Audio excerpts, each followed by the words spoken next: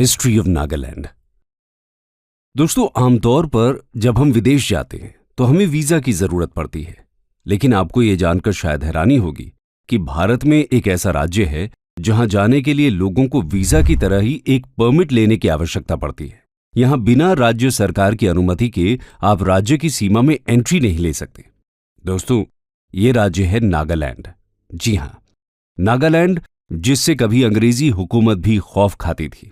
जिस वक्त भारत पर अंग्रेजों का राज था, उस वक्त भारत का ये राज्य अंग्रेजों के चंगुल से लगभग आजाद सा ही था और कहीं न कहीं आज भी अलग थलग ही है। आज की इस वीडियो में हम पूर्वोत्तर राज्य नागालैंड के इतिहास पर चर्चा करने वाले हैं। 1 दिसंबर 1963 को भारत का 16वां राज्य बना नागालैंड।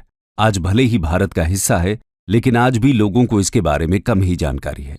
नागालैंड यानी नागाओं की भूमि, जो प्राकृतिक, सांस्कृतिक और पर्यावरणीय संसाधनों से भरपूर है। ये भारत का एकमात्र राज्य है जिसका नाम वहां पर पाई जाने वाली जनजातियों के नाम पर रखा गया है।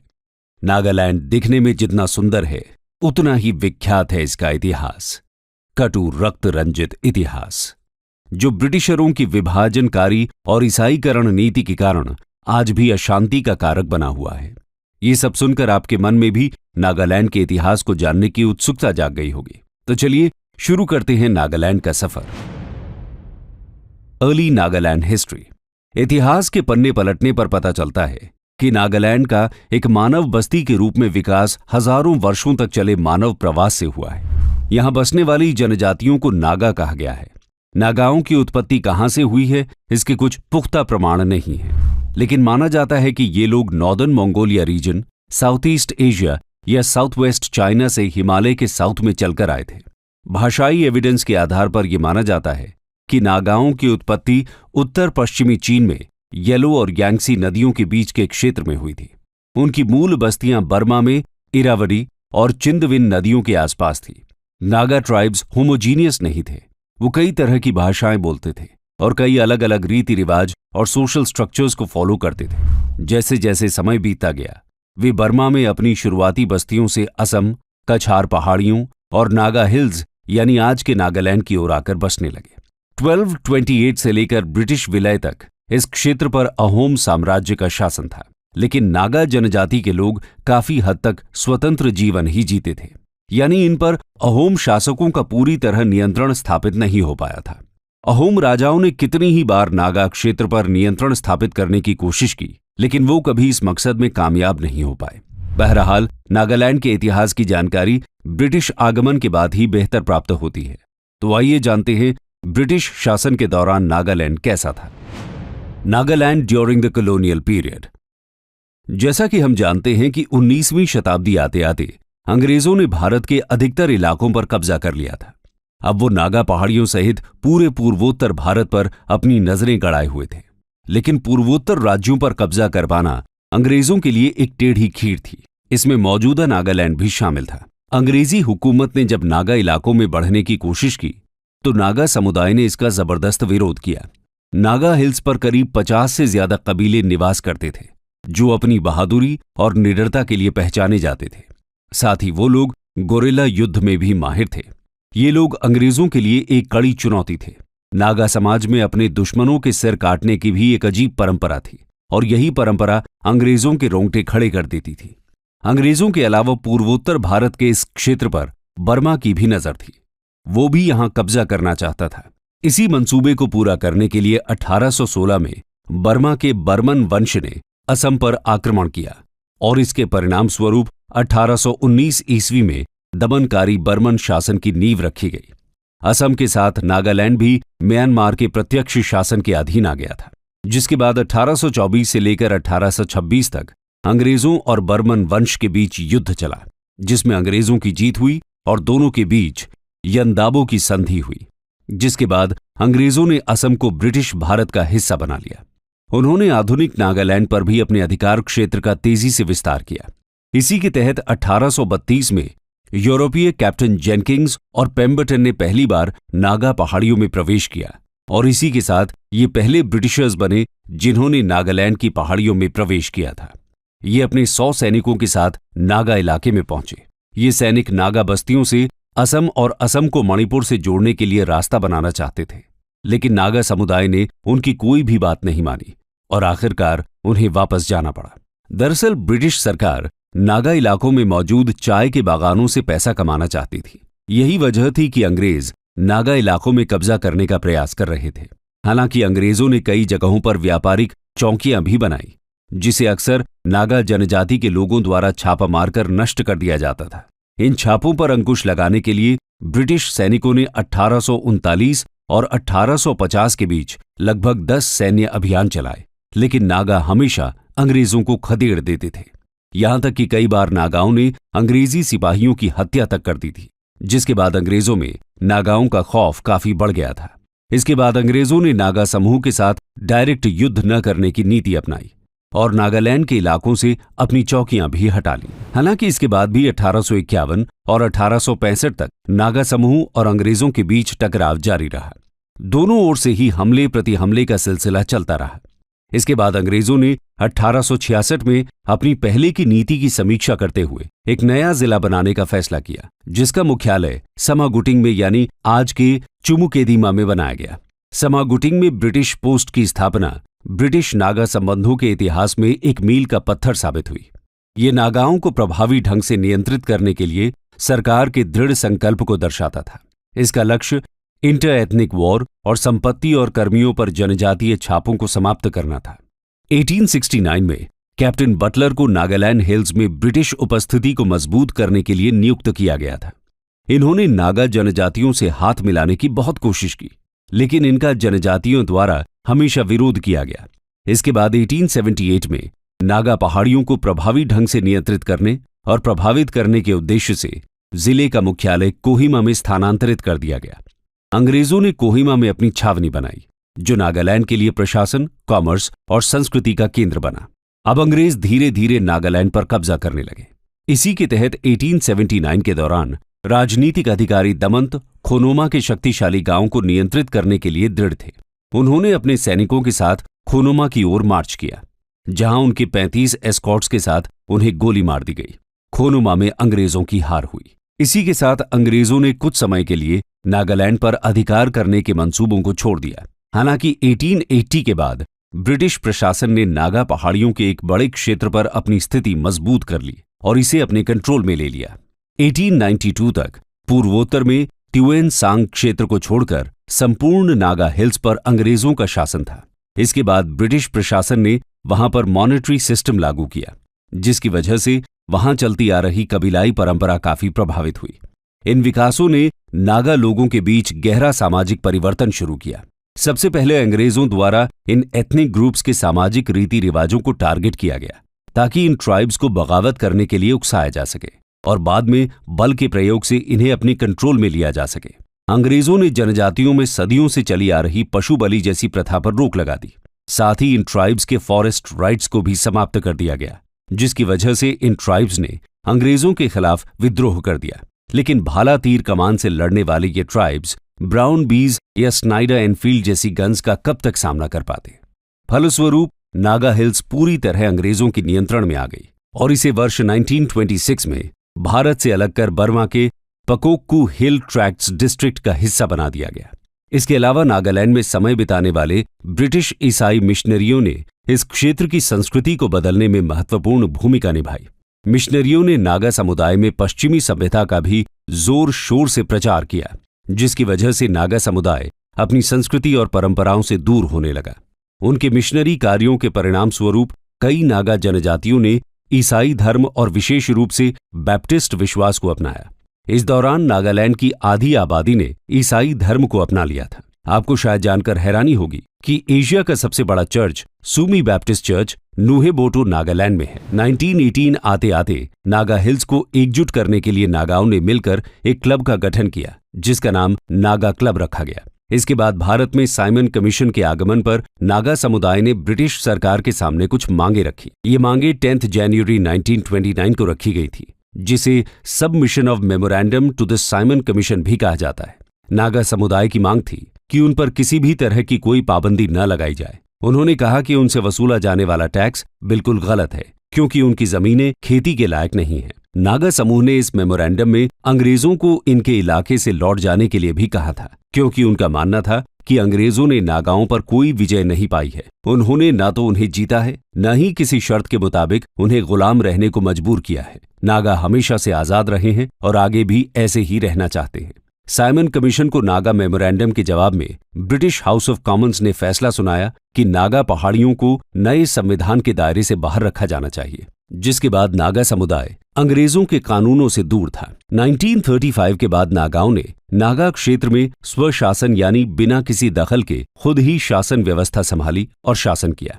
नागालैंड ने द्वितीय विश्व युद्ध की कई लड़ाइयों में से एक लड़ाई में केंद्रीय भूमिका निभाई। द्वितीय विश्व युद्ध के दौरान 4 अप्रैल 1944 को जापानी सैनिकों ने वर्तमान नागालैंड की राजधानी कोहिमा पर हमला किया। यहां ब्रिटिश इंडियन आर्मी की कमान विलियम स्लिम के पास थी। 3 महीने तक चले इस युद्ध में जापान को हार का सामना करना पड़ा। इस युद्ध में जापान के करीब 53,000 सैनिक मारे गए थे, जबकि 16,000 से ज्यादा ब्रिटिश सेना के जवान और बड़ी संख्या में नागा मारे गए थे। इतिहासकारों का मानना है कि जापान की मंशा विश्व युद्ध में कोहिमा से इम्फाल तक एक सैन्य दीवार बनाने की थी, लेकिन इस हार ने उन्हें दक्षिण एशिया में आगे बढ़ने से रोक दिया। दोस्तों, इस युद्ध में अंग्रेजों की भले ही जीत हुई हो, लेकिन द्वितीय विश्व युद्ध के बाद ब्रिटिश गवर्नमेंट काफी कमजोर पड़ गई। इसके बाद उन्हें भारत से भी जाना पड़ा और इसी के साथ भारत आजाद हो गया। लेकिन नागालैंड का संघर्ष अभी भी खत्म नहीं हुआ था। आइए जानते हैं कि आजादी के बाद का नागालैंड कैसा था। Nagaland post independence. दोस्तों, अंग्रेजों से भारत को आजादी तो मिल गई, लेकिन ये क्षेत्र असम प्रांत का एक हिस्सा बना रहा। बता दें कि अलग देश की मांग को लेकर 1946 में ही फिजो के नेतृत्व में एनएनसी यानी नागा नेशनल काउंसिल का गठन किया गया था। इस अवधि के दौरान नागा जनजातियों के बीच राष्ट्रवादी गतिविधियों का उदय हुआ, क्योंकि वे अपनी पैतृक और मूल संस्कृति को छोड़ना नहीं चाहते थे। नागा हिल्स में कुछ ऐसे ग्रुप भी थे जो नागा हिल्स को एक स्वायत्त राज्य रखना चाहते थे। इसके लिए उन्होंने राजनीतिक संघ बनाया। आजादी के बाद जवाहरलाल नेहरू के नेतृत्व वाली भारत सरकार ये कोशिश कर रही थी कि नागा हिल्स को इंडियन यूनियन का हिस्सा बनाया जाए। इसके लिए भारत सरकार ने उत्तर पूर्व की विभिन्न स्वदेशी जनजातियों जैसे असमिया, गारो, खासी, लुशाई, अबोर, मिशमिश और मैतीज के नेताओं के साथ मीटिंग की, लेकिन उनकी कोशिशों पर पानी फिर गया। 14 अगस्त 1947 को एनएनसी यानी नागा नेशनल काउंसिल के ब्रिटिश नागरिक अंगामी जापू फिजो के नेतृत्व में नागा नेताओं ने बृहत्तर नागालैंड यानी नागालिम की घोषणा कर दी थी। अंगामी जापू फिजो ने नागा राष्ट्रीय परिषद का नेतृत्व किया। दोस्तों, अंगामी जापू फिजो वो शख्स थे जिनका मानना था कि पूर्वोत्तर भारतीय राज्यों को भारतीय संघ का हिस्सा न बनकर अपना एक स्वतंत्र राज्य बनाना चाहिए। फिजो की अध्यक्षता में एनएनसी ने हिंसा का रास्ता अपनाया। फिजो के इस डिक्लेरेशन के बाद नागा रीजन में भारत सरकार के दफ्तरों और उनके ऑफिसर्स पर एनएनसी के लोगों द्वारा हमले शुरू हो गए। कहीं कहीं तो ये हमले इतने हिंसक थे कि एनएनसी के बागियों ने सरकारी अफसरों को जिंदा तक जला दिया था। इसके साथ ही नागा और एनएनसी के हजारों लोगों को भी अपनी जान गंवानी पड़ी। साल 1952 में 22 मार्च को अंगामी जापू फिजो ने नागा फेडरल गवर्नमेंट और नागा फेडरल आर्मी का गठन किया। नागाओं ने 1953 में भारत सरकार के खिलाफ सविनय अवज्ञा रणनीति का इस्तेमाल किया, लेकिन जब इससे बात नहीं बनी